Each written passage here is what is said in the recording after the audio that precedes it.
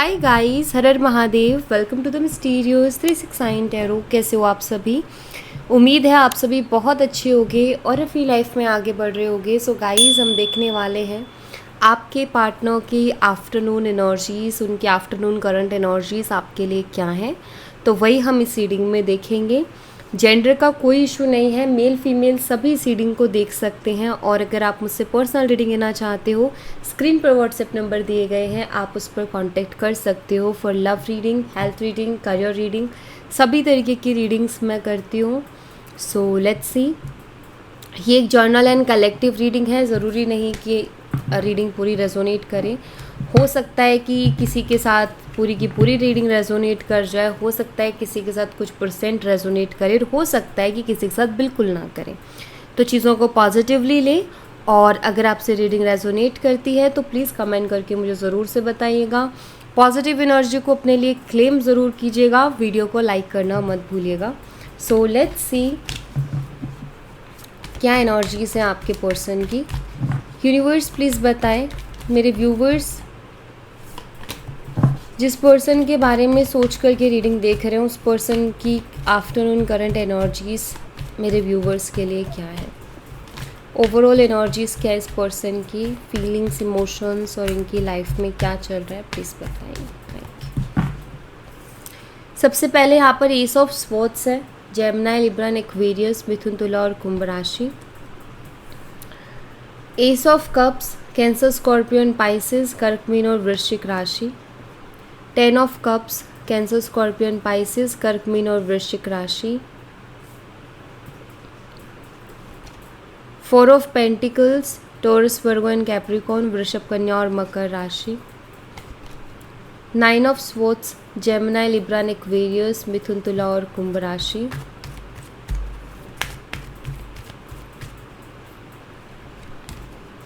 Night of wands, Aries, Leo and Sagittarius, मेष, सिंह और धनु राशि। King of cups, Cancer, Scorpion, Pisces, कर्क, मीन और वृश्चिक राशि। Queen of swords, Gemini, Libra, Aquarius, मिथुन, तुला और कुंभ राशि। 10 of pentacles, Taurus, Virgo and Capricorn, वृषभ, कन्या, मकर राशि। द हैंगमैन, एक्वेरियस, कुंभ राशि। एंड यहाँ पर जो मुझे हाईलाइटेड नंबर्स या डेट्स दिखाई देते हैं वो है 1 स्ट्रांगली, 10, 4, 9, 12, 13 एंड 14। एंड नंबर 10 भी बहुत ही स्ट्रांगली यहाँ पर है, एंड ऑल्सो नंबर 12 भी बहुत स्ट्रांगली यहाँ पर है। ठीक है। जनवरी, अक्टूबर, अप्रैल, सितंबर, दिसंबर और मई, ये मंथ्स मुझे यहाँ पर दिखाई देते हैं स्ट्रांगली। एंड आप वाटर और एयर का कॉम्बिनेशन हो सकते हो सकता है कि आपके पर्सन वाटर साइन से हैं और आप एयर साइन से हो, या वाइस वर्सा, आप वाटर साइन से हो और वो एयर साइन से हैं। एक चीज़ आप देखें कि अभी जो मुझे एनर्जी में दिख रहा है ना, देखो यहाँ पर एक क्वीन ऑफ सोर्ड्स की एनर्जी है और यहाँ पर ये ध्यान दिया जा रहा है जो मैस्कुलाइन एनर्जी उसकी तरफ से। देखिए, मुझे ऐसा लगता है कि शायद आप अपने लाइफ में कुछ रूल्स सेट कर रहे हो या बाउंड्रीज सेट कर रहे हो कि लाइक मुझे अपने आप को प्रायोरिटी पर रखना है, और आपका ध्यान कहीं और है अभी। मुझे लगता है आप इनके लिए, इनको, ये भी आपके दिमाग में, ऐसा नहीं है कि आप इनको भूल गए हो, बट आई थिंक आप अपना माइंड डाइवर्ट करने की कोशिश कर रहे हो एंड दूसरी जगह पर फोकस करने की कोशिश कर रहे हो। और इनका पूरा ध्यान कहीं ना कहीं, अभी आपके पर्सन का ध्यान सडनली मुझे आपके ऊपर आते हुए दिखाई दे रहा है कि जैसे वो अब नोटिस कर रहे हैं चीज़ों को। तो ये कुछ ऐसी एनर्जी मैं यहाँ पर देख रही हूँ, इनको हम क्लैरिफाई भी करेंगे। तो सबसे पहले एस ऑफ स्वॉर्ड्स को हम क्लैरिफाई करेंगे।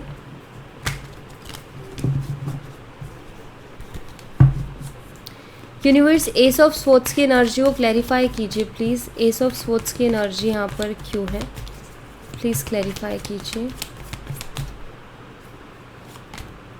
यहाँ पर कंप्लीशन है और द आउटसाइडर की एनर्जी है।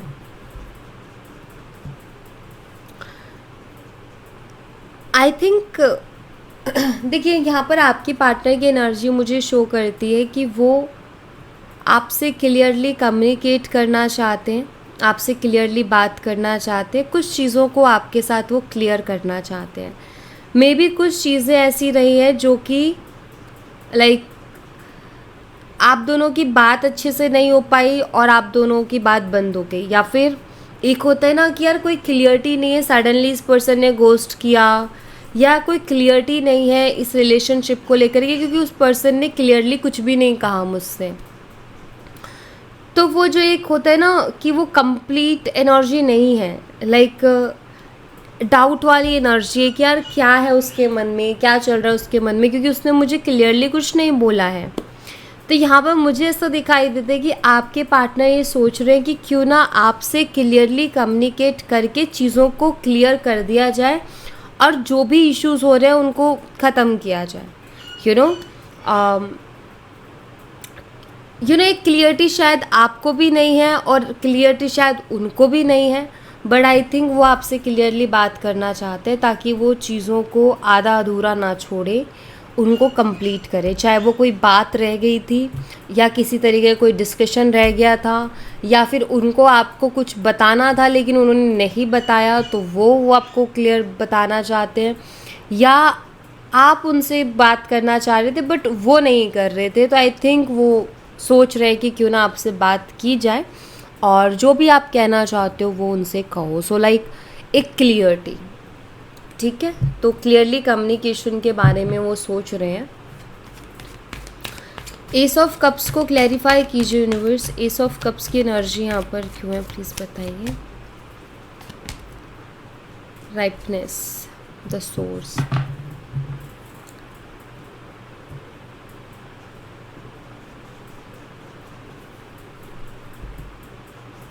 पहला मैसेज तो ये कि वो आपकी कमी को महसूस कर रहे हैं अपनी लाइफ में। कोई चीज़ जब तक हमारे पास होती है तो हमें महसूस होता है कि मतलब हम उसको ना, जब कोई चीज़ हमारे पास होती है तो शायद हम उसको इतना वैल्यू नहीं कर पाते हैं चीज़ों का, या वो चीज़ हमारी लाइफ में कितनी इम्पॉर्टेंट है हम उस चीज़ को नहीं देख पाते हैं, है ना। और जब वो चीज़ हमारी लाइफ से चली जाती है तो फिर हमें उसकी इम्पोर्टेंस पता चलती है। और मुझे आपके पार्टनर के साथ वही होते हुए दिख रहा है। आपके पर्सन को ना अभी ऐसा महसूस हो रहा है कि उनको यूनिवर्स ने ना आपके रूप में एक ऐसा पर्सन दिया था जो उनसे बहुत प्यार करता है। उनके कुछ देखो ये सही बात है कि अगर किसी को सच्चा प्यार मिलता है ना तो वो भी उसके कर्मों का फल है। मतलब या तो उसके इस लाइफ के कुछ कर्म हैं या उसके पास्ट लाइफ के कुछ कर्म थे, कुछ अच्छे कर्म जिसके कारण कि एक प्यार करने वाला या सच में प्यार करने वाला इंसान उस इंसान को मिल रहा है। तो वो भी एक अच्छे कर्म के बदौलत ही वो चीज़ मिलती है, क्योंकि प्यार मिलना भी एक ब्लेसिंग होता है। एंड आई थिंक कि आपके पार्टनर को कहीं ना कहीं ऐसा फील होता है कि यार मेरे कुछ अच्छे कर्मों का फल था जो मुझे मिला था, लेकिन मैं उसको वैल्यू नहीं कर रहा हूँ। मतलब वो इस चीज़ को महसूस कर रहे हैं कि मैं उसको वैल्यू नहीं कर रहा हूँ, मैं उसकी कदर नहीं कर पा रहा हूँ, मैं उसका ध्यान नहीं दे पा रहा हूँ। आई थिंक आपने उनके लिए बहुत सी चीज़ें की होंगी लेकिन उन्होंने कभी उनको भी वैल्यू नहीं किया या कभी उन्होंने उनको भी अप्रिशिएट नहीं किया। देन आई फील जैसे कि इस रिलेशनशिप की और आपकी इम्पोर्टेंस को आपके पार्टनर अभी समझ रहे हैं, एक ब्लेसिंग के जैसे देख रहे हैं कि यार क्योंकि शायद वो आसपास देखते होंगे कि और लोग उस चीज़ के लिए तरस रहे हैं कि उनको प्यार नहीं मिल रहा, उनको सही पर्सन नहीं मिल रहा, और इनको मिला तो इन्होंने वैल्यू नहीं की। तो आई थिंक वो रियलाइज़ कर रहे हैं कि यार लोग इन चीज़ों की नीड है, और मुझे अगर यूनिवर्स ने दिया तो मैंने उसको कदर नहीं किया। तो कहीं ना कहीं उनको इस रिलेशनशिप की वैल्यू भी समझ में आ रही है, मुझे ऐसा दिखाई देता है यहाँ पर। और वो इस रिलेशनशिप को या आपको एक ब्लेसिंग के जैसे अभी देख रहे हैं। 10 ऑफ कप्स को क्लैरिफाई कीजिए यूनिवर्स, 10 ऑफ कप्स की एनर्जी यहाँ पर क्यों है। गिल्ट है एंड एक्सपीरियंसिंग। इस वक्त आपके पर्सन एक गिल्ट में है, बहुत गिल्टी फील कर रहे हैं, और गिल्टी फील करने का रीज़न ये है क्योंकि यहाँ पर एक्सपीरियंसिंग की एनर्जी भी है। तो इन्होंने कुछ तो ऐसा एक्सपीरियंस किया है अपनी लाइफ में जिससे कि इनको इस रिश्ते की वैल्यू हुई है। या तो इन्होंने किसी का ऐसा रिश्ता, मतलब किसी को इन्होंने ऐसे देखा है कि जो इंसान बहुत ज़्यादा तरस रहा है उन चीज़ों के लिए, कि चाहे एक अच्छा पर्सन या प्यार या हैप्पी फैमिली, ठीक है, और इनको मिली तो इन्होंने कदर नहीं की। या फिर ऐसा कि कहीं और इनकी बातचीत हुई, कहीं और कनेक्शन बिल्ड हुआ और इन्होंने रियलाइज़ किया कि मतलब इन्होंने कुछ ऐसा एक्सपीरियंस किया जिसके बाद इनके मन में एक ऐसा गिल्ट आया है और इनको ऐसा फील हुआ है कि इन्होंने आपके साथ रिश्ते को ख़त्म करके बहुत गलत किया। हो सकता है आप दोनों हस्बैंड एंड वाइफ हो और अभी सेपरेटेड हो, और मुझे लग रहा है कि औरों की ज़िंदगी देख करके ये महसूस करते कि यार मेरा रिश्ता बहुत अच्छा था, इनसे तो बहुत लाख गुना अच्छा था, लेकिन मैंने उसको ध्यान नहीं दिया, तो गिल्टी फील कर रहे। क्योंकि 10 ऑफ कप्स एक ऐसी एनर्जी है, ऐसे रिश्ते के लिए लोग प्रार्थनाएं करते हैं, ठीक है, कि ऐसा पर्सन मिले, ऐसा रिश्ता मिले, फास्ट करेंगे, प्रार्थनाएं करेंगे, मतलब बहुत दुआएं प्रार्थनाएं की जाती है कि हमें एक ऐसा रिश्ता मिले, ठीक है। अब वो रिश्ता इनको मिला या वैसा हस्बैंड या वाइफ इनको मिला, लेकिन इन्होंने उस चीज़ को वैल्यू नहीं किया। बट अब इनको ना लाइफ ऐसे एक्सपीरियंसेस करवा रही है जिससे कि ये खुद ही गिल्टी फील कर रहे हैं इन्होंने जो कुछ भी किया उस चीज़ को लेकर के। तो गिल्ट में है आपके पार्टनर, और शायद ये गिल्टी फील कर रहे इसीलिए वो आपसे सोच रहे कि मैं एक बार क्लियरली उससे बात कर लूँ, ठीक है। जो होना होगा उसके बाद हो जाएगा, कि एक बार क्लियरली बात हो जाए, अगर लगा कि हाँ हम दोनों आराम से रह सकते तो कोई प्रॉब्लम नहीं है। 4 ऑफ पेंटिकल्स की एनर्जी को क्लैरिफाई कीजिए यूनिवर्स। 4 ऑफ पेंटिकल्स की एनर्जी यहाँ पर क्यों है? यहाँ पर कंपैरिजन की एनर्जी है और यहाँ पर माइंड है। एक एनर्जी जो मैं यहाँ पर देख पा रही हूँ कि आपके पर्सन ने डेफिनेटली अपनी लाइफ में कुछ तो ऐसा देख लिया है या कुछ तो ऐसा उनके साथ हो गया है कि जिससे उनको बहुत क्लियरिटी मिली है, एक उनको फ़र्क समझ में आया है, जैसे कि अगर इन्होंने आपकी जगह किसी और को चूज़ किया तो उसमें और आप में इनको फ़र्क समझ में आया है कि आप के साथ रिलेशनशिप कितना बेटर था, ठीक है। और एक कंपैरिजन दिखाई देता है। मुझे लगता है कि ये चीज़ों को भी नोटिस कर रहे हैं, देख रहे हैं, या तो दूसरों की लाइफ को देख रहे हैं। सिंपल सी चीज़ है, अगर आपको कंफर्म है कि हाँ दी ये पर्सन किसी और के साथ अभी है और मुझे इस चीज़ की कंफर्मेशन है, तो उन लोगों के लिए ये है कि उसमें और आप में आपके पार्टनर जो है बहुत ज़्यादा कंपेयर कर रहे हैं, कि देख पा रहे हैं कि यार इससे बेटर वो था, ठीक है। और अगर आपके बीच में ऐसा है कि नहीं कोई थर्ड पर्सन नहीं है, आपको ये कंफर्म है ये चीज़ कि नहीं है कुछ भी ऐसा, या डाउट है तो डाउट में मत रहो, ठीक है। डाउट को आप छोड़ो। फिर अगर डाउट है तो आप थर्ड पार्टी के बेस पे रीडिंग नहीं देखोगे, अगर डाउट है तो आप नॉर्मल ही रीडिंग देखोगे कि लाइक कोई नहीं है। क्योंकि कई बार हम थॉट क्रिएट करते हैं और वैसी चीज़ें हो जाती है, तो इसलिए नहीं सोचना है कि कोई थर्ड पार्टी है, क्या पता है ही नहीं और हमारे सोचने से हो जा रही है।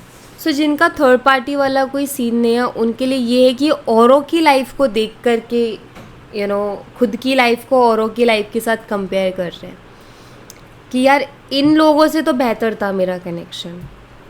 तो ये चीज़ें दिखाई देती है, मतलब मन ही मन में, अंदर ही अंदर। 4 ऑफ पेंटिकल्स है ना, लाइक ये बताते हैं कि ये अपने मन में चीज़ों को सोच रहे हैं। इट मीन्स ये नोटिस कर रहे हैं, जैसे हम छोटी छोटी चीज़ों को नोटिस करें कि इनका कनेक्शन कैसा है। हम कुछ नहीं, हम खुद अपनी लाइफ में कुछ एक्सपीरियंस नहीं कर रहे, बट हम नोटिस कर रहे हैं किसी और की लाइफ को, एंड उसके अलावा 2-3 औरों की लाइफ को, और हम सोच रहे हैं कि यार इनसे बेहतर तो हमारा ही कनेक्शन था। और ये अपसेट भी हो रहे हैं इन सब चीज़ों को सोच करके, क्योंकि वो सारी चीज़ें सोच के इनको लगता है कि यार मैंने क्या खो दिया। 9 ऑफ स्वॉर्ड्स को क्लैरिफाई कीजिए यूनिवर्स। 9 ऑफ स्वॉर्ड्स की एनर्जी यहाँ पर क्यों है, प्लीज़ बताएं। द लवर्स है। आप उनके दिमाग से नहीं निकल रहे हो, और क्योंकि 9 ऑफ स्वॉर्ड्स की एनर्जी है, एंजाइटी में है, रातों की नींदें उड़ी हुई हैं इस पर्सन की, क्योंकि इनको वैल्यू हुई है, इनको समझ में आया है कि ये कनेक्शन कितना जेन्युइन था, या इस कनेक्शन में जो फीलिंग्स या अटैचमेंट थी वो कितनी जेन्युइन थी। तो इनको बहुत दुख हो रहा है। एक अच्छा खासा रिलेशनशिप, एक अच्छा खासे अंडरस्टैंडिंग, एक बॉन्ड था इस कनेक्शन का, स्ट्रॉन्ग बॉन्ड, स्ट्रॉन्ग केमिस्ट्री, जिसको इन्होंने वैल्यू नहीं किया। और वो चीज़ें अब ऐसे जगह पर है जहाँ पता नहीं है कि वो ठीक होंगी भी कि नहीं होंगी। सो ये आपको मिस भी करते हैं। मुझे लगता है कि रात के टाइम ये बहुत ज़्यादा मिस करते हैं आपको, एंड ये आपको याद करके ही सोते हैं। और कहते हैं कि हम जिसको सबसे ज़्यादा प्यार करते हैं, रात को सोने से पहले उसके बारे में सोचते हैं और सुबह उठते ही उसका ख्याल आता है। तो वही मुझे इनके साथ होते हुए दिखाई दे रहा है। नाइट ऑफ वॉन्ड्स को क्लैरिफाई कीजिए यूनिवर्स, नाइट ऑफ वॉन्ड्स की एनर्जी यहाँ पर क्यों है। इनर वॉइस, इनका मन कहता है कि तू एक्शन ले। इनकी इंट्यूशन, इनकी इनर वॉइस इनको बार बार बोल रही है कि तू एक्शन ले, एक्शन ले, क्योंकि यहाँ पर एक्शन का कार्ड है, वही तेरे लिए बेहतर है। सो आई थिंक इनकी जो इंट्यूशन है वो इनको बहुत ज़्यादा पुश कर रही है आपकी तरफ आने के लिए, आपकी तरफ एक्शन लेने के लिए। एंड जिस दिन ये एक्सेप्ट कर लेंगे अपनी इनर वॉइस को, उस दिन ये एक्शन ले भी लेंगे। कई बार क्या होता है कि हम ना एक्सेप्ट नहीं कर पाते हैं, क्योंकि हमारा माइंड, जो हमारा ईगो वाला माइंड है ना, वो एक्सेप्ट नहीं करने देता। हमें समझ में आ रहा होता है कि यार ये चीज़ें क्यों बेहतर है हमारे लिए, सब कुछ समझ आ रहा होता है, हमारा मन भी कह रहा होता है कि हमें इस दिशा में आगे बढ़ना चाहिए या हमें एक्शन लेना चाहिए, लेकिन उसके बावजूद भी ना हम ले नहीं पाते, क्योंकि कहीं ना कहीं कुछ ब्लॉकेजेस हो ही जाते हैं और वो ईगो क्रिएट करता है। तो इनका दिल इनसे कहता है कि तेरी को जो खुशी चाहिए तेरी लाइफ में वो इसी कनेक्शन में मिलेगी, और तुझे उसी तरफ एक्शन लेना चाहिए, क्योंकि उधर ही अबंडेंस है तेरे लिए। तो जिस दिन ये इस वॉइस को एक्सेप्ट कर लेंगे, जिस दिन ये अपने मन को एक्सेप्ट कर लेंगे कि हाँ आज मुझे एक्शन लेना है, उस दिन इनका एक्शन आएगा। किंग ऑफ कप्स की एनर्जी को क्लैरिफाई करें यूनिवर्स। किंग ऑफ कप्स की एनर्जी यहाँ पर क्यों है। अबंडेंस आपके लिए इनके दिल में इमोशंस भी मुझे दिखाई दे रहे हैं, फीलिंग्स भी दिखाई दे रहे, रोमांटिक फीलिंग्स, इमोशंस मुझे दिखाई दे रहे हैं आपके लिए। अगर पहले नहीं थे तो अभी मुझे दिख रहे हैं कि शायद वो फीलिंग्स या वो इमोशंस इनके मन में डेवलप हो रहे हैं आपको लेकर के। किंग ऑफ कप्स आपके ऊपर प्यार आ रहा है, आपके बारे में सोचते हैं तो सिर्फ इनको प्यार वाली फीलिंग आपसे आती है, और इनको ना ऐसा लगता है कि अगर आपके पास ये आ गए या आप उनके पास चले गए तो बस लाइफ में खुशियाँ ही खुशियाँ, वो अबंडेंस, मतलब आपको एक अबंडेंस की तरह अभी वो देख रहे हैं। अब आप उनको एक अबंडेंस लग रहे हो, ठीक है। बस यहाँ पर ना दिक्कत ये है कि एक्शन की दिक्कत है, जो कि ईगो ब्लॉकेजेस कहीं ना कहीं क्रिएट हो ही जाते हैं। हो सकता है यहाँ पर जो फीलिंग्स है, उनकी फीलिंग्स आपको लेकर के बहुत अच्छी हैं, लेकिन ब्लॉकेजेस भी है जो सबकॉन्शियसली होते हैं या फिर ईगो के जो ब्लॉकेजेस होते हैं, तो वो मुझे ज़रूर दिखाई देते हैं। और इसीलिए कहते हैं कि मैनिफेस्ट करो, क्योंकि मैनिफेस्टेशन में वो पावर होती है कि वो ब्लॉकेजेस से भी इंसान बाहर आ जाता है। कि मान लीजिए इनकी ऑलरेडी इनर वॉइस इनको बोल रही है कि तुझे जाना चाहिए, बट इनका ईगो या इनका सबकॉन्शियस माइंड ब्लॉकेजेस क्रिएट कर रहा है। तो अगर उसी टाइम पर आप भी मैनिफेस्ट करते हो ना, तो वो जो फीलिंग्स है ना, इमोशन, वो ट्रिगर करेंगी इनको। वो जो इमोशनल फीलिंग्स है वो इनको चैन नहीं लेने देंगी, बहुत बेचैन कर देंगे और इनको एक्शन लेना ही पड़ जाएगा। तो इस तरीके से फिर वो ब्लॉकेजेस भी नहीं रोक पाते। जब फीलिंग्स और इमोशंस बढ़ते हैं, हाई एनर्जी में जाते हैं, तो फिर ब्लॉकेजेस भी नहीं रोक पाते। तो इसलिए मैं कहूँगी कि आप मैनिफेस्ट करें, क्योंकि एनर्जी वो बन रही है कि ये पर्सन जो है इनकी खुद की इनर वॉइस उनको बोल रही है। अब अगर थोड़ा और इनको इमोशनली ट्रिगर होगा तो ये एक्शन ले लेंगे। क्वीन ऑफ स्वॉर्ड्स को क्लैरिफाई कीजिए यूनिवर्स, क्वीन ऑफ स्वॉर्ड्स की एनर्जी यहाँ पर क्यों है, प्लीज़ बताइए। हम क्या करते कभी ना नोटिस करना अपने ऊपर, हम भी किसी को, मान लीजिए कि आप अपने पर्सन को ना आप कंट्रोल करोगे अपने आप को, नहीं करना नहीं करना नहीं करना, लेकिन जब आप बहुत परेशान हो जाओगे, बहुत बेचैनी सी फील करोगे या बहुत याद आ रही है, बहुत रोना आ रहा है, देन आपको पता ही नहीं चलेगा आपने कब मैसेज कर दिया, आपने कब कॉल कर दिया, चाहे बाद में करने के बाद आप रिग्रेट करो कि मैंने क्यों किया, लेकिन वो ट्रिगर होके करते हैं ना हम, या फिर वो एकदम से वो ऐसे इमोशन आता है कि जहाँ हमें कुछ समझ नहीं आता और हम कर देते हैं। तो बिल्कुल वही एनर्जी क्रिएट होती है, तब चीज़ें एक्शन में बदलती हैं। क्वीन ऑफ स्वॉर्ड्स को क्लैरिफाई कीजिए यूनिवर्स, क्वीन ऑफ स्वॉर्ड्स की एनर्जी यहाँ पर क्यों है। यहाँ पर हीलिंग है। आई फील आप, जैसे मैंने पहले ही बोला था, मुझे लगता है कि आप हीलिंग पर फोकस कर रहे हो, आप अपने आप को हील करने की कोशिश कर रहे हो, मुझे यहाँ पर ऐसा दिखाई देता है। शायद बहुत ज़्यादा चीज़ें आपने ऑलरेडी झेल ली है, देख ली है, अब आपका ऐसा है कि आप अपने आप को स्ट्रॉन्ग बनाने की कोशिश कर रहे हो, और उसके लिए शायद आप अलग अलग चीज़ें भी ट्राई कर रहे हो, ऐसा मुझे दिखाई देता है कि आप अपनी हीलिंग पर फोकस कर रहे हो, अपने ऊपर फोकस कर रहे हो, एंड गुड, ये बहुत अच्छा है, क्योंकि सबसे फर्स्ट प्रायोरिटी इंसान खुद होना चाहिए, क्योंकि आपका ख्याल कोई और नहीं रखेगा, आपको खुद का ख्याल खुद ही रखना पड़ेगा, कोई और बिल्कुल नहीं रखेगा। अगर आपको ये चीज़ जाननी है तो आप देखो अपने आसपास, अपनी फैमिली में ही देखो, आसपास देखो, सबको अपना ख्याल खुद ही रखना पड़ता है। आप अपनी मदर से पूछो ये बात, वो आपको यही बोलेंगे कि अपना ख्याल खुद ही रखना पड़ता है, कोई नहीं रखता है ख्याल, कोई भी नहीं रखता।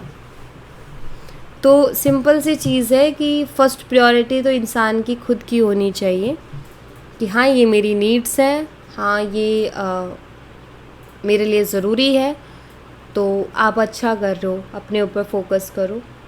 लेकिन एक चीज़ मैं जो यहाँ पर आपको बोलूँगी वो ये, क्योंकि क्वीन ऑफ सोर्स थोड़ी सी रूड एनर्जी होती है, आप अपने आप को हील करो बट रूड मत हो। अगर आपकी मासूमियत है, अगर आप एक बहुत प्यारे इंसान हो, लेकिन क्या होता है कि इंसान सभी प्यारे होते हैं, बट वो जो लाइफ के एक्सपीरियंसेस होते हैं ना, वो उनको कुछ और ही बना देते हैं, जो कि वो रियलिटी में है ही नहीं।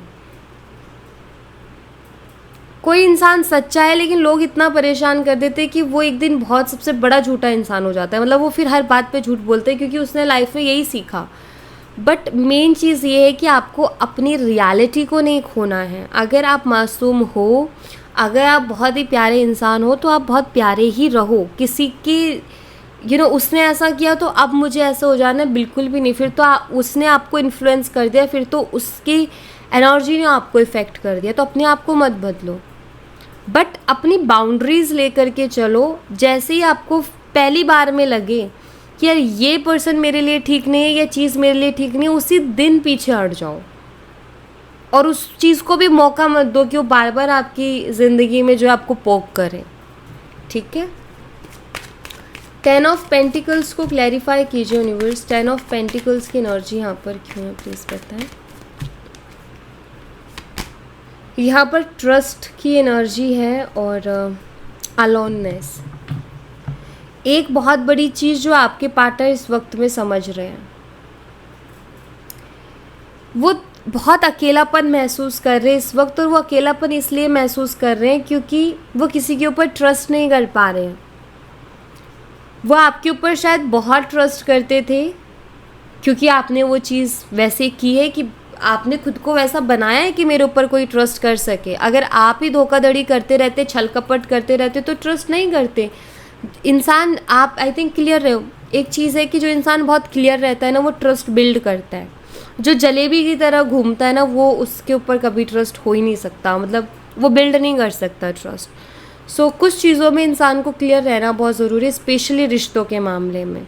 अगर क्लियरिटी नहीं है तो कलेश होना ही होना है, प्रॉब्लम होनी होनी है, दिक्कत होनी होनी है। इसीलिए क्लियर पर्सन बहुत ठीक है, एंड आई थिंक वही आपके केस में हो कि आप बहुत क्लियर रहे हो डे 1 से, लेकिन आपके पार्टनर उतना क्लियर नहीं रहे हैं, और वही प्रॉब्लम, वही चीज़ें क्रिएट हुई।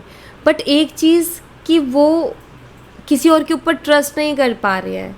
मतलब आप एक ऐसे पर्सन थे जिनके ऊपर वो ट्रस्ट करते थे और शायद वो छोटी से छोटी बात भी आपको बताते थे, या वो अपनी फैमिली की बातें भी आपको शेयर करते थे, बिकॉज आपने वो ट्रस्ट बिल्ड किया था।